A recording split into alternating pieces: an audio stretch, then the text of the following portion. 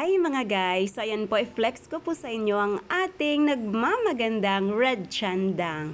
So ayan mga guys, magto 2 years na po kasi ito, kaya super giant na niya mga guys.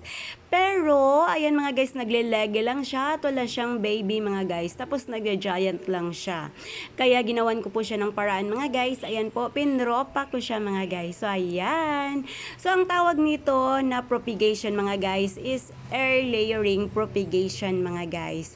So ayan po, almost 1 month na din ito mga guys. So as you can see yung date, ayan po. October 5, 2023 ko siya pinropa mga guys. So ayan mga guys, kung meron kayong mga giant at wala namang baby na aglonema, gawin nyo din po ito mga guys. So ayan, yung tawag po dito is air layering propagation para iwas po pagkamatay ng ating aglo.